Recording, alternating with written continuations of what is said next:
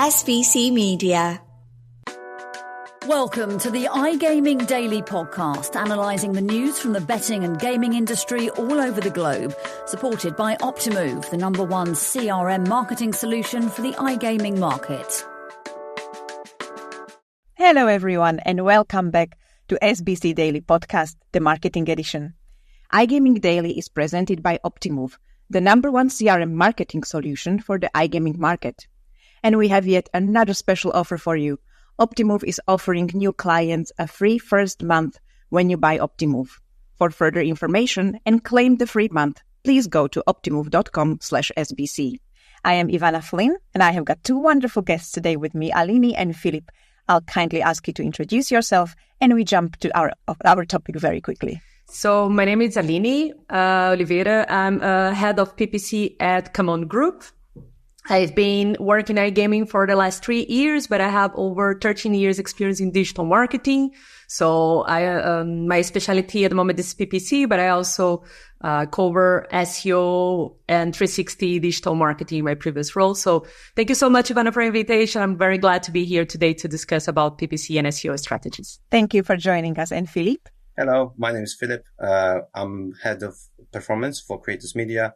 So any paid channel you can think of that I probably worked on. I have about 5 years of experience of iGaming and over 10 years in marketing overall. So yeah, I think it's going to be a wonderful podcast. And I always work very closely with SEO. So that's another thing that we can discuss. Fantastic. I know you both work with SEO because Aline and I worked in ComeOn for many years together. And Filip, I know your wife is a massive SEO name, and I have the pleasure to know her, so I'm pretty sure you breathe on the latest. And today we are going to be discussing PPC and SEO, how we can work together better, where is the perfect balance, and where the cannibalization starts, how to spot it, how to avoid it. We're going to be talking on anything that can help you balance your media budgets better. So, first question. How important is PPC and which markets you would absolutely recommend to have PPC budget and PPC presence? I can start with that if you want. I think with PPC, because you can see the results pretty much straight away, it's one of the best and the easiest tools to have within your marketing arsenal. And it works really well with SEO and other channels as well. When I was trying to explain PPC, it's always a bottom of the funnel and mid funnel as well because of the PMAX. Because anybody looking for a brand, I always say you have to do a branding campaign. It will catch all the customers who are actually Googling you. So not having a search campaign, you risk losing that space to your competitor or basically someone else. Because you probably are ranking organically for your name, but with the sponsored links at the top, there's a risk that you might lose that place. So I'll say any market, anywhere you can have a license on, where you can advertise, use PPC.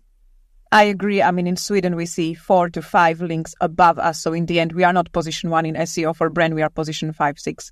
Aline, what's your take on this? And which markets do you absolutely love and which markets absolutely no for PPC? I completely agree with Filip and yourself, Ivana. I believe PPC is a must in any sort of strategy mix, marketing mix. So I don't think there's any market that we shouldn't go for PPC. I think it's an essential part of any digital strategy, especially for gaming. That is a highly competitive industry. Of course, they're more regulated, with more regulations, certain markets, so it's more challenging. Other markets, I would say it's easier to run PPC. But as Filip say, it's part of the funnel. So most of the users that are already ready to bet or to play, this is the tool that they go for and search and explore different offers, different USPs. So I think it's very important for any brand to ensure that they have the presence on top keywords as well on the brand keyword and protect their brands from competition to steal their space on the search engines. And this is where I want to go. It's the stealing of the brand. Where do you stand on this? I always, as an SEO, find it very weird that you are able to bid on your competitor. In Sweden, it's a wild, wild west. We all know, we all bid on each other. We all get frustrated. How do you feel about it? Is there a way to find like a sweet spot, how much to pretend your brand and where is better to dial down because your CPA is going crazy? How do you find that perfect spot, Aline? Well, we monitor this very closely. And of course, there's cannibalization between PPC and SEO. We have lived that in our daily jobs. Ivana, you remember this. So I think the important thing here is to test and to monitor properly this sort of overlap between PPC and SEO. I think one thing to highlight here is that most of the search in our industry, and I think not only in our industry, most of the industry, it's competitive keywords. So I estimate Google released last week a statistic that in average about 65 to 67% of total search queries, it's brand keywords. So it's a must to bid on competitive keywords because otherwise we will be losing a big chunk of the search related keywords in our industry. But having said that, of course, we need to find a balance because if we go too aggressive, especially in terms of brand protection, you might be just stealing some of the clicks that would naturally go to SEO. And I think smart bidding does a pretty good job. We have done a test in the past, which we push impression share on brand to a very high level, almost 90%. And we saw that it was not very effective. So I think when we go for other types of smart bidding, such as target CPA or target ROAS, this tends to be more effective. So I would say that the algorithm is able to read users that have a higher intention and select naturally users that should receive a click from the PPC, and the ones that perhaps would naturally go to SEO, the ads are not showing. So I believe that this is the type of strategy that works best for brand protection. And at the same time, when we run this sort of test that go a little bit more aggressive on brand protection, higher impression share on PPC, to see what is the impact on SEO. And then, of course, with a lot of testing, you will find a sweet spot. Yes, Aline loves testing. I can confirm this. We work together, but I think you're one of a kind because lots of PPCs don't think of SEO. I think your experience across channels gives you a competitive edge. Where do you stand, Filip? Do you have the same opinion here, or would you go more aggressive, less aggressive, not cover them at all? So I love testing. Testing is what you do with performance marketing, whether that's PPC or any other channel. So you have to test. What works for one operator might not work for the other. Then you can use, because everyone has, let's say in UK, most of the operators will have similar slot games, and they might advertise those slot games. So, you advertise with other competitors, and there's just no way around it.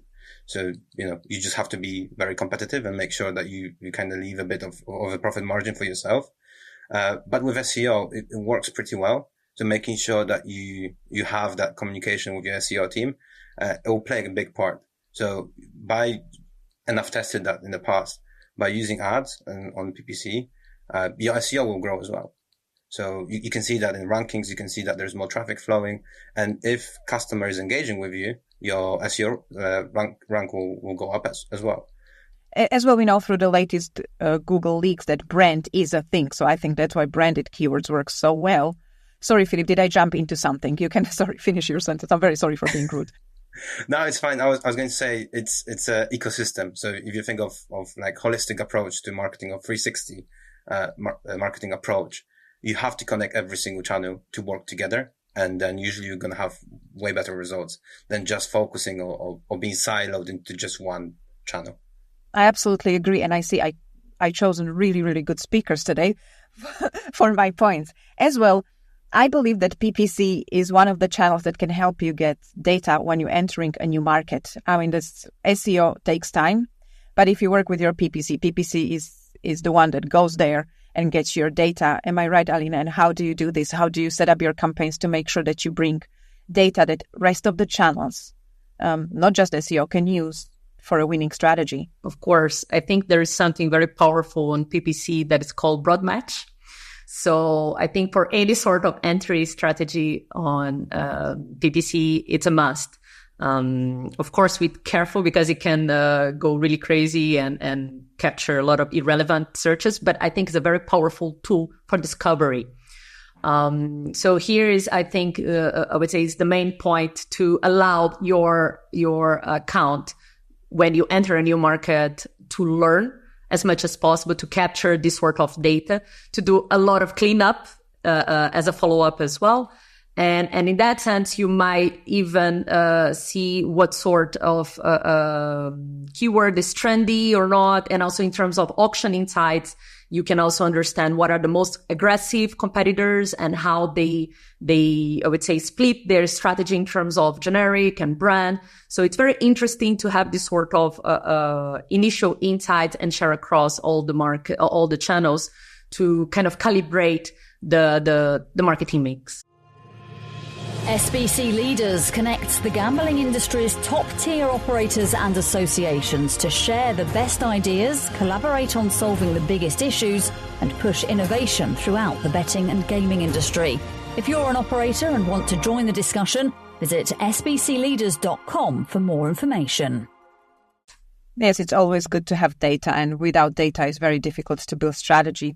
Filip, do you use this as well? And if yes, can you share maybe some study that you've done or any experience, so we can put a picture to a sound, really, because not everybody listening to this, me included, is PPC expert. Exactly. I think that the learning part is the key. It's a key term in there.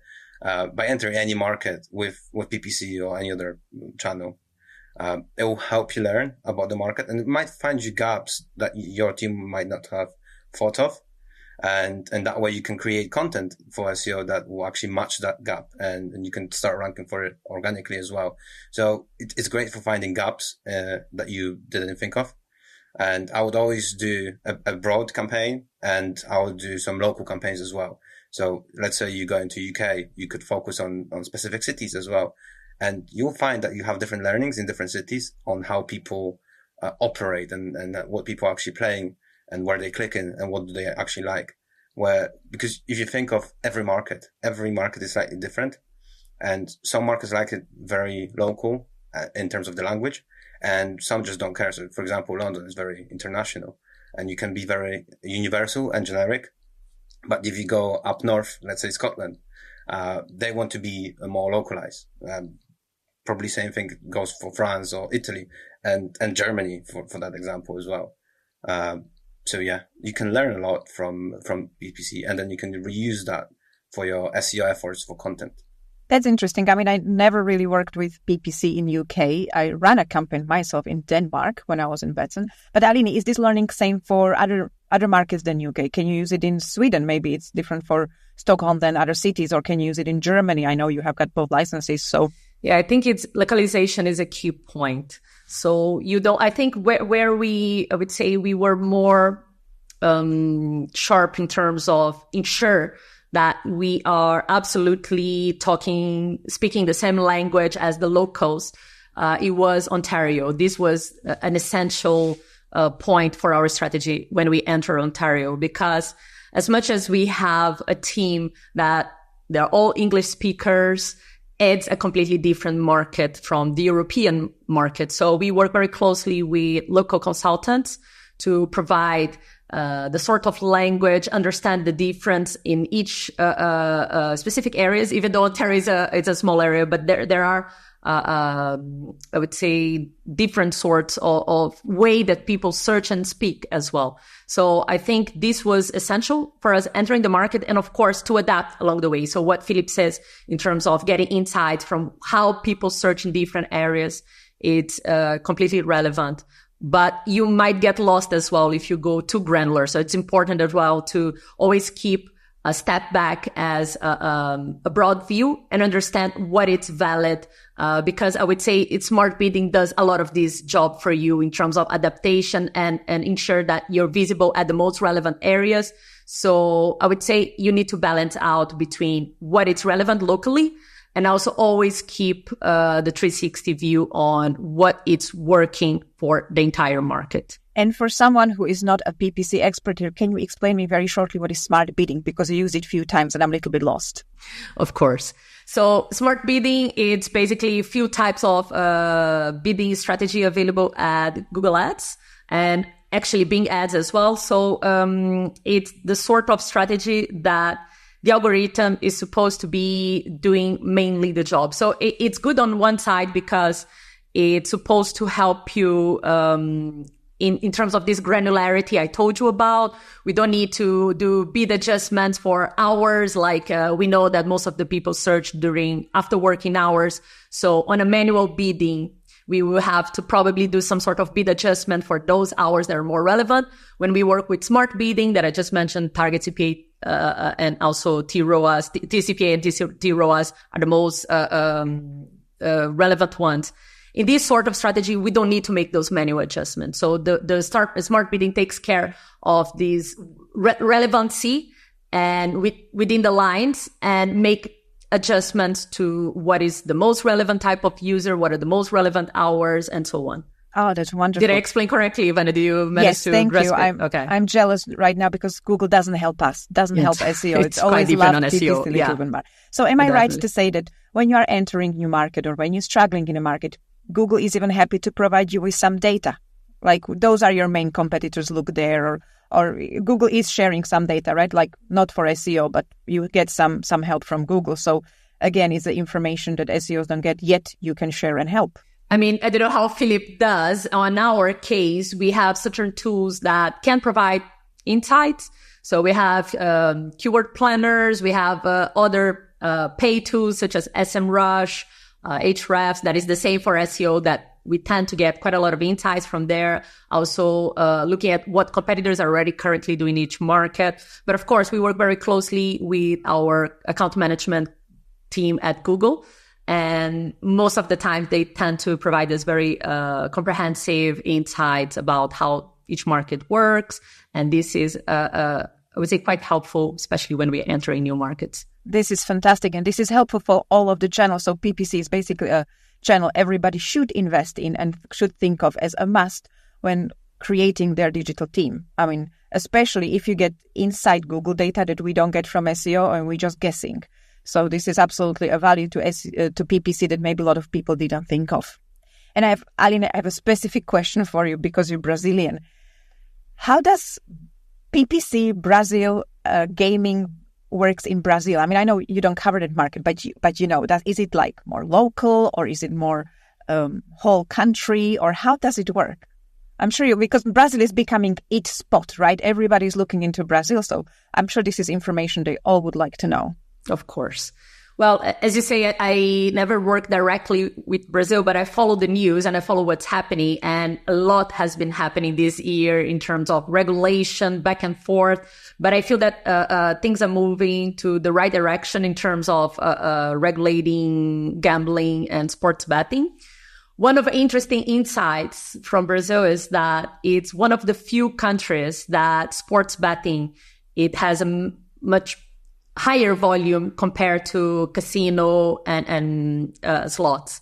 So I think it's part of our nature as Brazilians that we love football, we love sports, it's part of our daily life. So it doesn't come as a surprise to me. But in terms of search volumes, it's massive. How sports betting it's growing massively in these recent years. So I think it's an opportunity for any brand that wants volume and has the right strategy, because even though it's a very big country, I think that's few challenges as well, right? So one thing is for sure that sports betting is the biggest product at the moment. There are few regulations still to be confirmed, but it seems like that there will be more and more openness to this sort of brands and companies to establish their operations in Brazil.